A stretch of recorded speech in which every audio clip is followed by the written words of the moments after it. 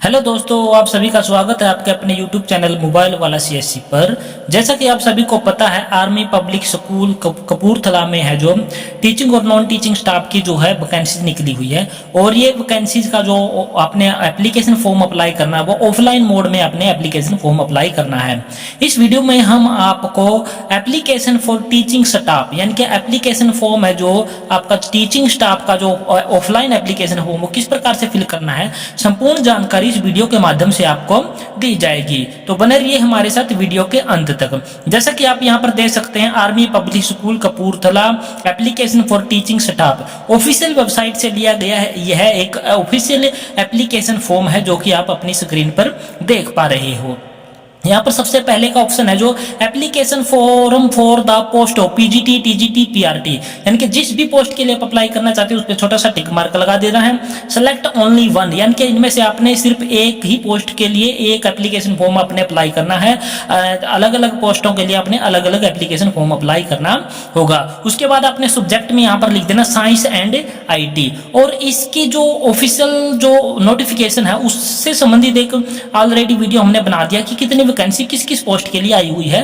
उसका लिंक है जो आपको डिस्क्रिप्शन बॉक्स में या आई बटन में मिल जाएगा, या फिर हमारे चैनल पर विजिट करोगे तो वहां पर भी आपको इसका लिंक मिल जाएगा। इसके बाद यहाँ पर आपने कैंडिडेट का फोटो चिपका देना है, एप्लीकेंट का फोटो चिपका देना, उसको सेल्फ टेस्टेड नहीं करना क्योंकि यहाँ पर लिखा नहीं गया है। इसके बाद आ जाती है आपकी पर्सनल डाटा। पर्सनल डाटा में सबसे पहले आपने अपना फुल नेम लिखना है जो कि कैपिटल में, जितना हो सके आपने पर्सनल डाटा और इसके बाद का जो एप्लीकेशन फॉर्म है वो कैपिटल लेटर में भरने की कोशिश करनी है। उससे क्या है, आपका जो एप्लीकेशन फॉर्म है बहुत ही क्लियर नजर आता है।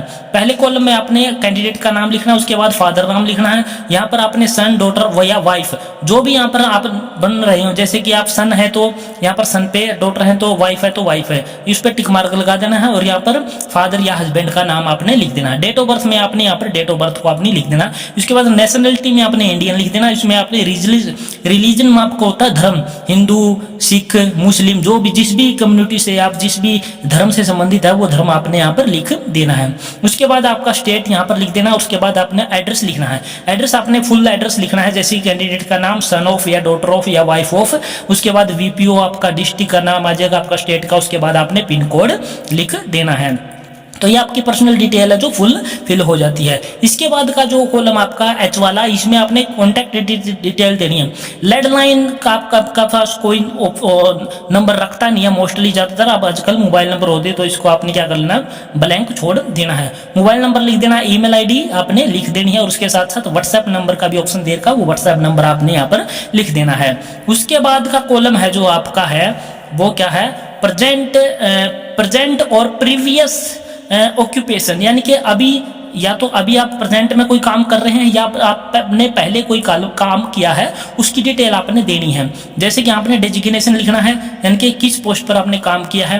Name and address of company, institution या ऑर्गेनाइजेशन जहां काम किया उसका नाम, उसका एड्रेस लिख देना। इस पे आपने designation and contact number of the superior in in charge, यानी कि जो इंचार्ज था उसका नाम और उसका डेजिग्नेशन, आपने उसका कॉन्टैक्ट नंबर उसके यहाँ पर इस कॉलम में आपने लिखना है। उसके बाद का ऑप्शन है जो period of notice you will have to give if selected. अगर आप इस एप्लीकेशन फॉर्म के तहत सेलेक्ट होते हैं तो आपको कितना टाइम चाहिए आपको ज्वाइनिंग करने के लिए। तो आपने यहाँ पर आपकी मर्जी से जितने भी दिनों के लिए आपको टाइम चाहिए वो टाइम लिख देना, जैसे कि हमने लिख दिया 30 डेज। इसके बाद what salary are you drawing, यानी कि कितनी सैलरी है जो आप जो है लेना चाहोगे या आप डिमांड करते हैं, वो आपने जानकारी यहाँ पर लिख देनी है। इसके बाद ये हो गया आपका पेज नंबर 1। पेज नंबर 1 की जो सारी डिटेल थी हमने फिल करके आपको दिखा दी है। इसके बाद आता है पेज नंबर आपका 2। पेज नंबर 2 पे आपने कौन कौन सी कॉलम फिल करने हैं वो आपको हम यहाँ पर दिखा देते हैं। पॉइंट नंबर 3 आ जाता है पेज नंबर 2 पे, पहला ही वो आपका फैमिली लाइफ में मैरिटल स्टेटस, मैरिड है, सिंगल है या विडोवर है, तो आपने यहाँ डिटेल देखनी है। अगर आप सिंगल हो तो आपने सिंगल पे टिक करके यहाँ पर सारे कॉलम को खाली छोड़ना है। मैरिड हो तो आपने क्या करना है, अपनी डिटेल देनी है। इफ मैरिड लिखना है। उसके बाद नेम एंड ऑक्यूपेशन, आपके पति या पत्नी का नाम यहाँ पर आपने लिख देना है। उसके बाद number of children and age and sex, यानी कि बच्चों की संख्या और उनके एज और उनके सेक्स, यानी कि लड़के हैं या लड़की, वो डिटेल आपने यहाँ पर फिल कर देनी।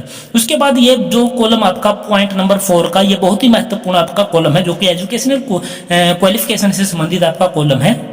इसको आपने बहुत ही ध्यान से भरना होता है। सबसे पहले आपने यहाँ पर 10th क्लास की क्वालिफिकेशन देनी है, यहाँ पर 10th लिखना है। उसके बाद मार्क्स ऑब्टेन का ऑप्शन यहाँ पर दे रखा है, वो सिर्फ और मार्क ऑब्टेन का लिखा है, लेकिन हमने इसमें क्या कर दिया, ओब्लिक करके टोटल मार्क को भी साथ में यहाँ पर दिखा दिया है। उसके बाद अपनी परसेंटेज लिखनी है, डिवीजन लिखनी है, फर्स्ट सेकंड या फिर थर्ड या जो भी आपकी डिवीजन बनती है वो अपनी यहाँ पर लिखनी है। पासिंग ईयर का कॉलम है ये, पासिंग ईयर जिस भी ईयर में आपने 10th क्लास क्वालिफाई की है वो आपने यहाँ पर लिख देनी है। सब्जेक्ट टेकन, सब्जेक्ट का कॉलम है जो काफी छोटा होता है, तो यहाँ पर आपने छोटा छोटा करके अपनी सहूलियत के अनुसार से अपने सब्जेक्ट लिख देनी है जो भी 10th क्लास में आपने पढ़े हैं। उसके बाद यूनिवर्सिटी या बोर्ड का नाम आपने यहाँ पर लिख देना, जैसे कि हमने लिख दिया सीबीएसई बोर्ड, इनकी central board of school education.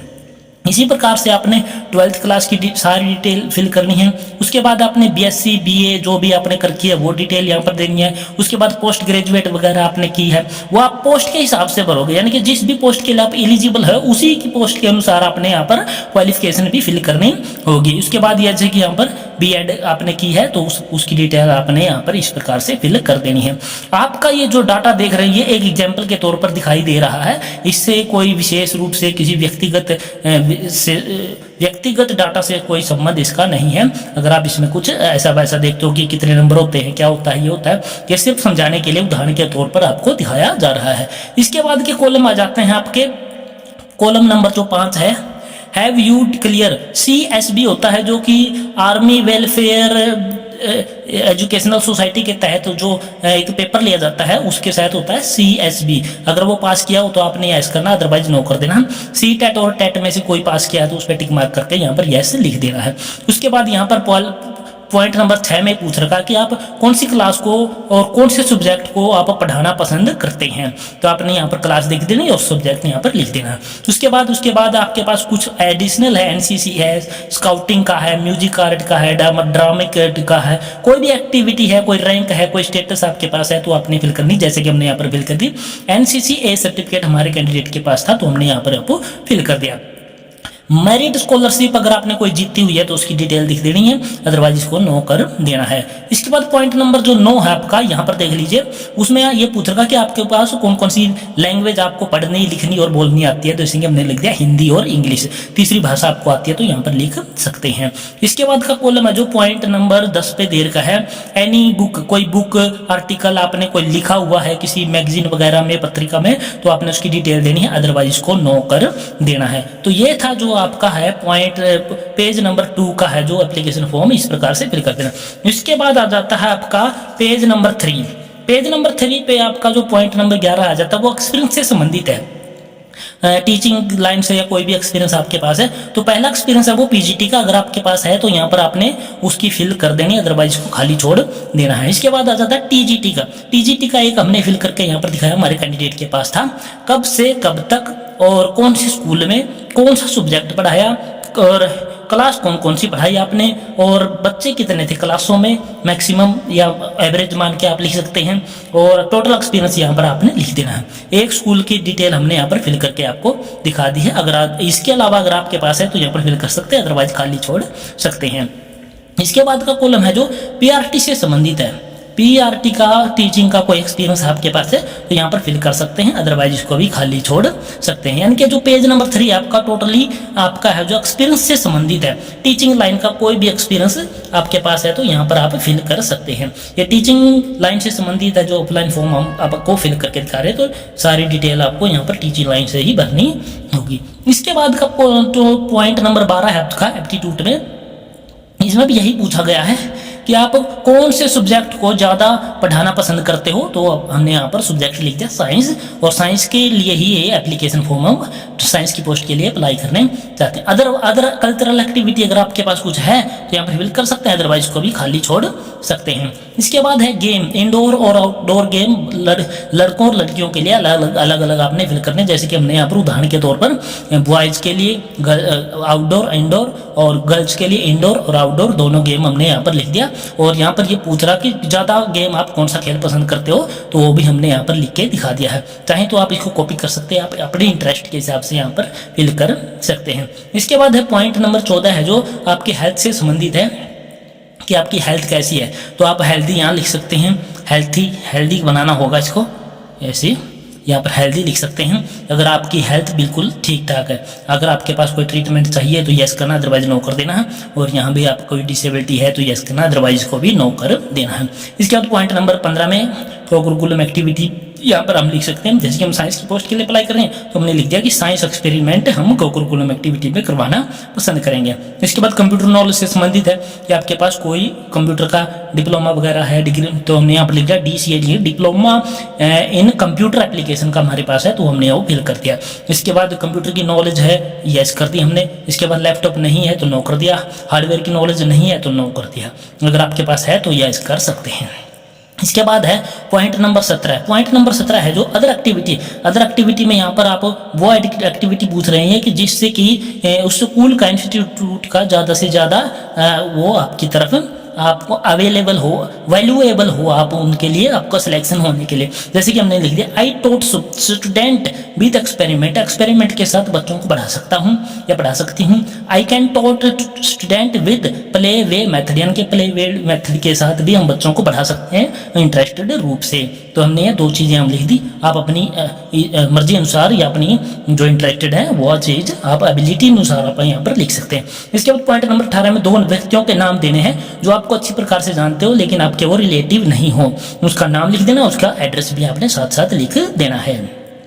इसके बाद पॉइंट नंबर 19 है जो आई हैव और I have not been selected at CSB के बारे में मैंने पहले बताया था, वो अगर आपने पास किया हुआ तो यस करना, अदरवाइज को भी खाली छोड़ देना है। इसके बाद का कॉलम है जो आपका, यहाँ पर आप देख सकते हैं एग्रीमेंट है, यहाँ पर एग्रीमेंट को आपने पढ़ लेना। यहाँ पर कैंडिडेट के सिग्नेचर हो जाएंगे और इधर डेट हो जाएगी जिस दिन ये एप्लीकेशन फॉर्म फिल करने वाले हैं। इसके बाद यहाँ पर इंस्ट्रक्शन दी हुई है, आपने इसको भेजना कैसे है, भेजने का तरीका आपका बाई हैंड और बाई पोस्ट है, ईमेल के माध्यम से आपको इसको एक्सेप्ट नहीं किया जाएगा। इसके बाद है एप्लीकेशन है जो सेल्फ अटेस्टेड कॉपी के बिना आपको रिजेक्ट कर दिया जाएगा। एक्सपीरियंस सर्टिफिकेट वगैरह सारे आपने इसको साथ लगाने होंगे। एक डिमांड ड्राफ्ट बनवाना होगा जो कि 100 रुपये होगा। किसके नाम पे बनवाना होगा, army public school Kapurthala payable at Kapurthala के नाम पर आपने एक डिमांड ड्राफ्ट है जो बनवाना होगा और इस एप्लीकेशन फॉर्म के साथ में भेजना होगा। सभी डॉक्यूमेंट की सेल्फ अटेस्टेड कॉपी आपने साथ में भेजनी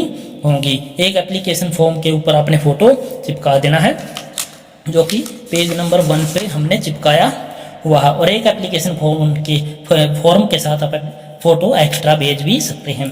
इसके बाद आपने किस एड्रेस पर आपने इसको भेजना होता है वो हमको यहाँ पर दिखा देते हैं। ये इसका एड्रेस है, army public school near new military station, post office, ये है लाखन कला कपूरथला, ये एड्रेस पर आपने भेजना है। और जो बाहर का लिफाफा है जिसमें आप इसको डालकर भेजोगे वो आपने इस प्रकार से फिल करना होता है। Application for the post of, जिस भी पोस्ट के लिए आप अप्लाई करने चाहते हो और की कैटेगरी, यहाँ पर कैंडिडेट का एड्रेस होता है जो भेजने वाला होता है, वहाँ उसका एड्रेस यहाँ पर होता है। Name, father name, village, district Haryana, state हो जाएगा, उसका मोबाइल नंबर, और भेजना किस एड्रेस पर है वो यहाँ पर आपने लिखना होता है। जैसे कि हमने लिख दिया to the principal army public school new military station, post office Lakhan Kalan Kapurthala 144 601। इस एड्रेस पर आपने इस एप्लीकेशन फॉर्म को पूरा फिल करके डिमांड ड्राफ्ट ओरिजिनल साथ में भेजना होता है, उसकी कॉपी आप अपने पास रख सकते हैं। और इस एड्रेस पर आपने इसको बाई पोस्ट या बाई हैंड आपने कब तक भेजना है, 17 मई 2024 इसकी लास्ट डेट रोज जो रहने वाली है, उस डेट तक आपने इसको भेज देना है। तो ये थी जानकारी दोस्तों जो कि आर्मी पब्लिक स्कूल कपूरथला में जो वैकेंसीज निकली हुई है उससे संबंधित वीडियो भी हमने ऑलरेडी बना रखा है, जो कि ये आप ऑफिशियल नोटिफिकेशन दे रखा है। इसको हमने पूरा विवरण देने के साथ साथ इसको आपके वीडियो के रूप में आपको ऑलरेडी जो चैनल पर अपलोड कर रखा है, उसको भी आप देख सकते हैं। तो आशा करते हैं दोस्तों हमारे द्वारा दी गई जानकारी आपको पसंद आई होगी। अगर पसंद आई है तो हमारे इस चैनल को लाइक करें, शेयर करें, सब्सक्राइब करें। जय हिंद, जय भारत दोस्तों।